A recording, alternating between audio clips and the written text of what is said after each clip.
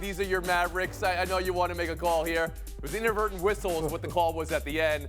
Silver has to hear the appeal of the Mavericks, and then he's going to have to handle Mark Cuban. Mark Cubaning both on the court for the game and trolling on Twitter, yada, yada, yada.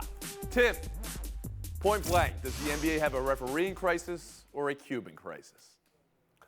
A little bit of a Cuban crisis today. I mean, I think through the magic of HD TV and multiple replays, every sport that we talk about has a little bit of a crisis. It's not like we never talk about NFL officiating on Monday afternoons here. But, no, I mean, I don't watch every NBA game and say that's a travesty. In this particular game, the Mavs are called for goaltending. They go and look at it, and basically it said, okay, it's not a goaltending, but the Hawks scored right after.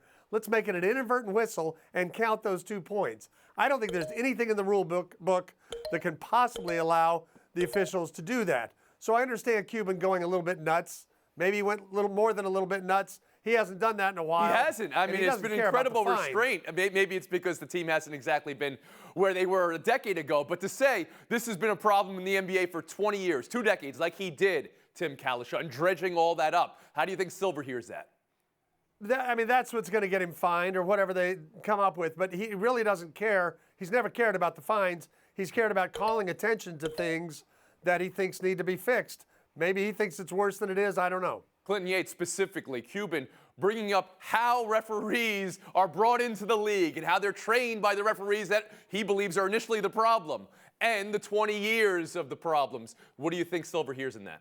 What he's saying is that the referees in the NBA is an old boys club, and they got to figure out how to modernize themselves so that the guys that are actually doing the officiating know how to work something as basic as a replay system. And so, to that point, I can understand why he's so frustrated, because he's been saying this kind of thing for a while. But he actually makes sense, except for the way that he delivers it has so much blather that nobody wants to take him seriously. It is not that big of a deal in the context of just one game. But if he really wants to address, as an owner in the league, what's happening with referee development, do it on your own time. This is an actual issue, because the guys don't actually know how to properly manage the rules because the new replay system is messing them up. But overall, do you really need to protest the game? You're going to play 9.4, whatever it is, more seconds, and possibly lose a jump ball, and then it's over that's anyway? A different question. I mean, we've done this before.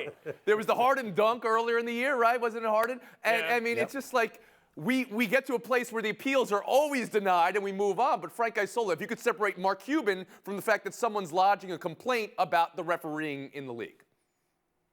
Well, Clinton said old boys club. I think part of the problem is there's a lot of neophytes, male and female. I had an NBA coach tell me before the season he thought the officiating this year would not be that good. You have a lot of young and inexperienced referees. The problem here, though, was the way that they applied the rule. Once the whistle blew, that's where everything should have stopped. And Rodney Mott, the referee, told the pool reporter after the game, well, it was an inadvertent whistle, but we let it continue. No. That's where the game should have stopped. And in the NBA's last 2-minute report, they did not determine anything there. All they said is that there's a protest. So I don't think the NBA, as of this moment, has an explanation because, believe it or not, they got that one wrong. They applied the rule wrong. That's what you took away from that, because it wasn't in the 2-minute report. It suggests the NBA has no idea what's going on here. Israel Gutierrez, how about you? Well, the review, as it was explained, they told you the rule. They said, hey, inadvertent whistle because he was in his motion. We're going to let that one go. The mistake here was the whistle being blown, not the replay, right? So it is an official making an error at a poor time. Because if there was no review and that would have gone as if that would have been a mistake, then that would have been on the 2-minute report, have been, official error. But when they went to review, they kind of fixed it. And Mark Cuban just, he went Mark Cuban on us. And Tony, I'm surprised you didn't go Cuban whistle crisis there. I thought you were going to do that.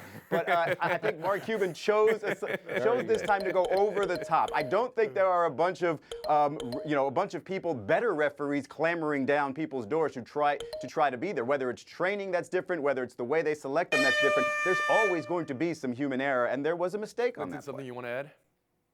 Yeah, look, if you're going to sit Luka and Kristaps and you're not going to win a game, you're not going to get that upset about it. But overall, what I'm saying is that I don't have that much of a problem with the call. It's sort of like when somebody gets fouled on the sideline and you just give the other team the ball. And Frank Isola. The end result was fine. Well, and Clinton is right about that. Bad calls happen every game. By the way, Luka Doncic is 6th in the league in free throw attempts. He's a second-year player. I'm sure opposing teams don't like that he's constantly going to the free throw line. And Mark Cuban going on the court, that's where he's crossing the line. You're an owner. Forget about going on Twitter. What are you doing on the court yelling at the referees during the game? That's crossing the line. Thanks so much for watching ESPN on YouTube. For more sports analysis and highlights, download the ESPN app. And for live streaming and premium content, subscribe to ESPN Plus.